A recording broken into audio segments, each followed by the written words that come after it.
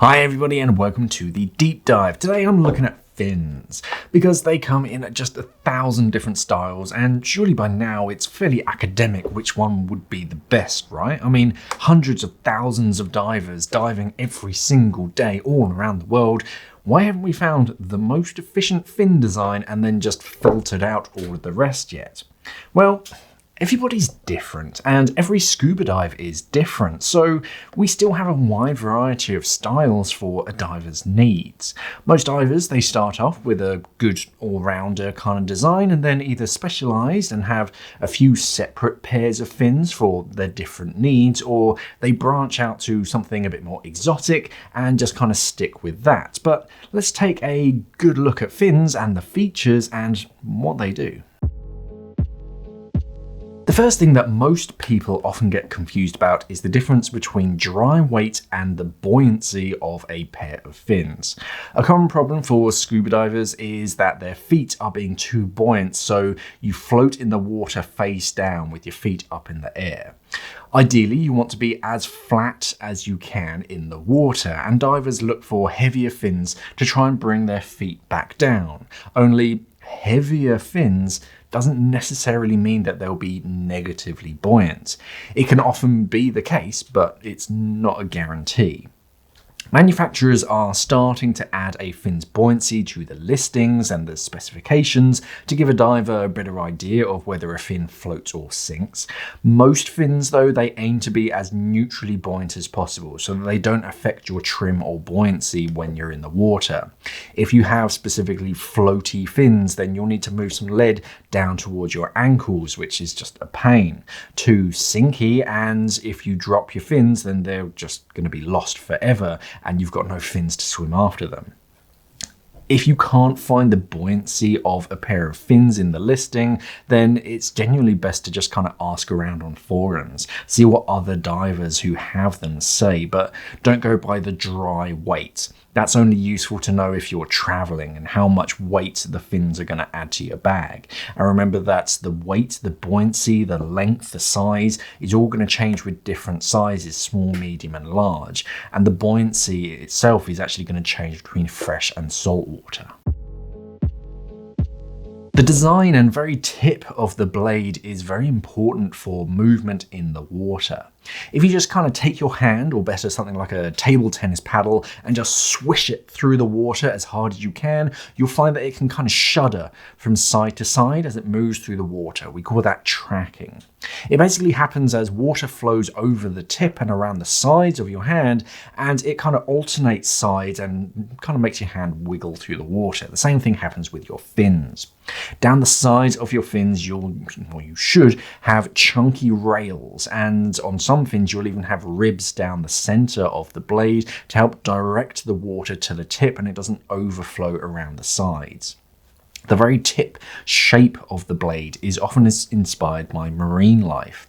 Ever wonder why a fishtail has kind of two separate parts with that kind of V in the middle? It gives you better control in the water, doing all sorts of clever things so you can move around much more naturally, and it helps to reduce tracking in the water. The hydrodynamics of fins is actually a fascinating topic, and the area right in front of your toes is a huge dead zone which just consumes your energy but doesn't add very much propulsion. Because of this, you'll often find vents. It seems kind of counterintuitive to put holes in a fin to let water go straight through it, but by allowing some water just in front of your toes to flow through the fin, you can actually make them more effective by reducing drag. If you kind of point your legs and your feet as straight as you possibly can, your toes will be pointing upwards a little. It's just how our ankles are set up. If your fins are completely flat, then they'll always be at that slight angle to your legs, which isn't the most efficient to move you through the water. You want the blade of your fins to kind of dip down a little bit to counteract the shape of your ankle. You'll often find that the blade dips around 20-something degrees from the foot pockets for the perfect angle of attack when you're doing your fin kick. The downside to this is that they can be much harder to pack because you now have like a V-shaped flat thing in your bag, and kind of walking around on a flat deck can actually bend that angle up, and you don't really want that. There are a few ways that manufacturers can get around this. The first one is something like on the Cressy reaction fins, where instead of molding the blade to the bottom of the foot pocket, it kind of Cressy molds it to the top of the foot pocket. The blade is still anchored downwards, but the overall shape of the fin is a bit more flat. So if you're moving around on the deck of a boat, it's a bit easier. A hinge is another way between the blade and the foot pocket. This allows the blade to actually change angles during each part of the fin kick to always be the most efficient angle of attack. That's very clever, but the downside to this is that you have that inherent weakness in that hinge over time. This is where you find the greatest variety. The most basic blade type is just a paddle, just a flat-ish piece of material. It gets the job done, but there's no real finesse or efficiency, to be honest. Fins need a little bit of flexibility to be efficient, so you'll usually find dual, tri, and even some quad material fins that have soft patches in key areas that allow the blade to bend and create a scoop and sort of move in the water. Harder sections keep the blade's shape so it doesn't just kind of fold in the water and you don't go anywhere just with a wet noodle on your foot. Different blade designs are good for different uses. Channel fins with dual materials, they're a good all-rounder. You can use them for pretty much all scenarios and they'll do pretty well.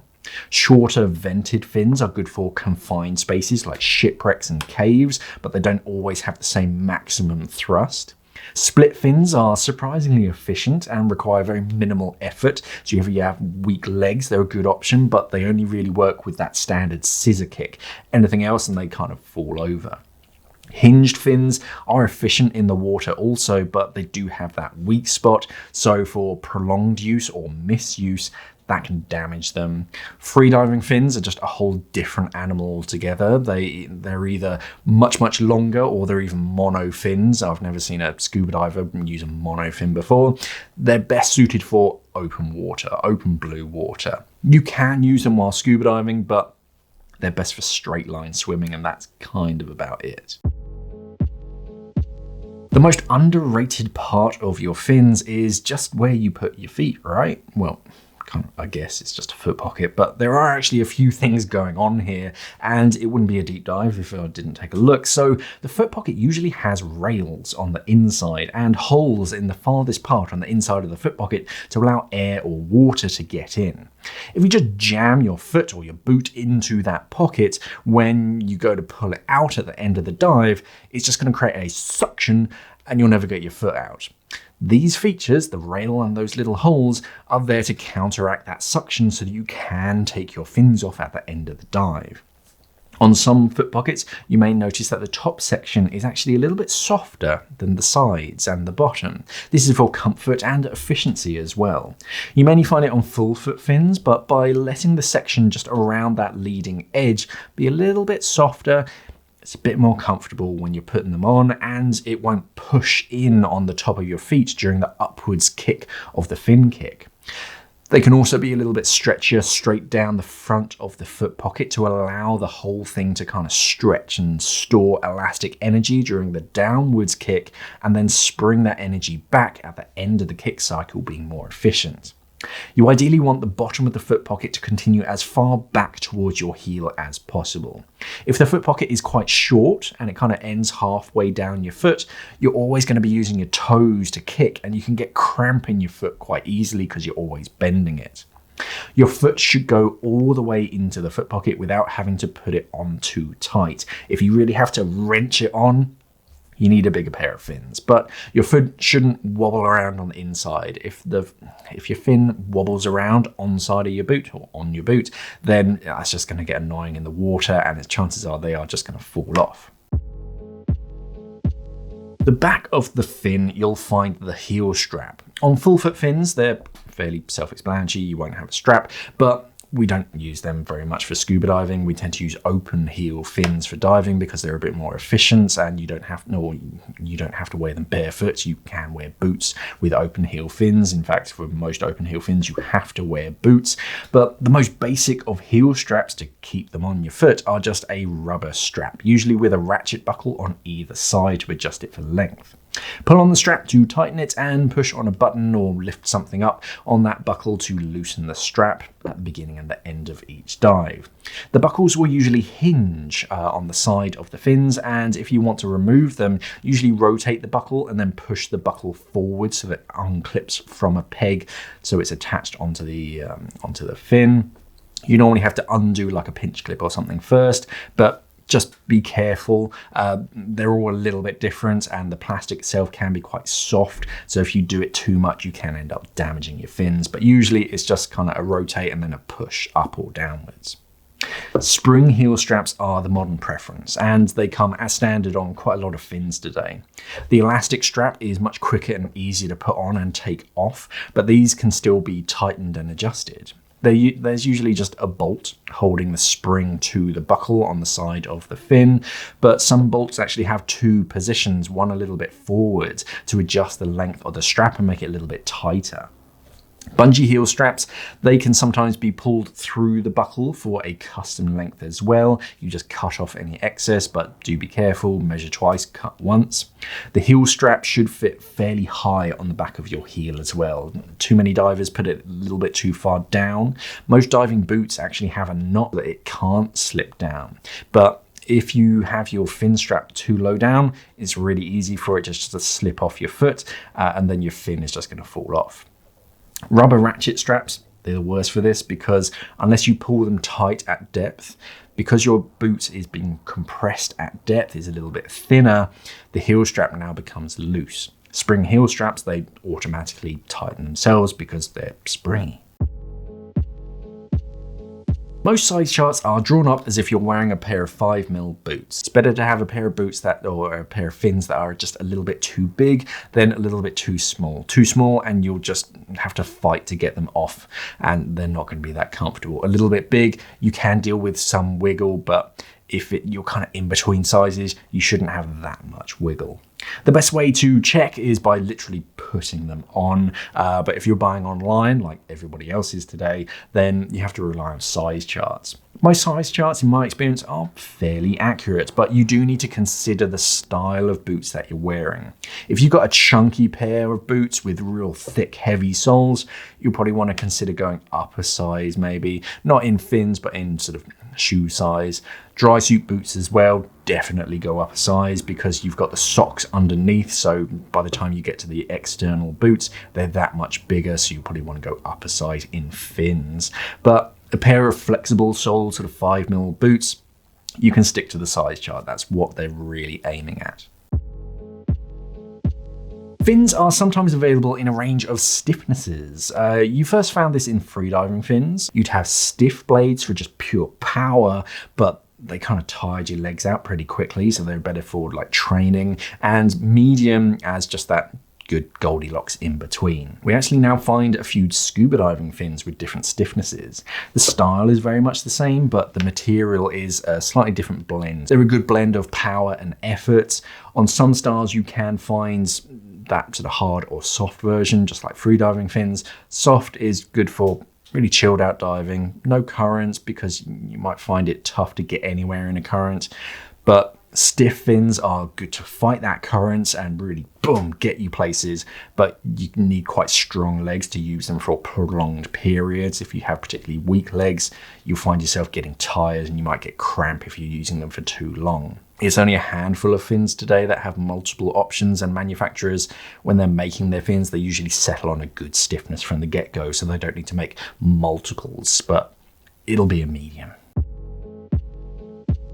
And finally, the most important point, the color of your fins.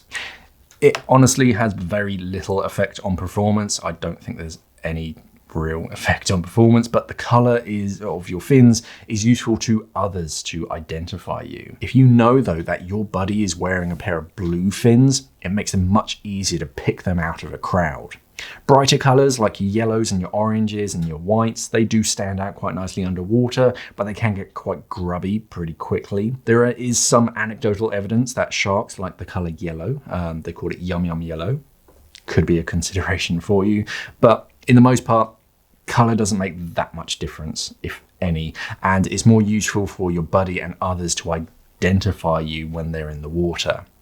If I'm ever buddied up with someone who I don't know, I look at their fins much more than I look at their face before a dive. Hopefully some of that helps, or all of that helped. The best pair of fins really is the best pair of fins for you and the dive at hand. I mean, I've probably got about 3 or 4 different pairs of fins and they all have their different uses. If ever in doubt, just go for a good old-fashioned channel fin. You can't go too far wrong, but over everything else, look for spring heel straps or the ability to fit spring heel straps. Spring heels just make your life so much easier.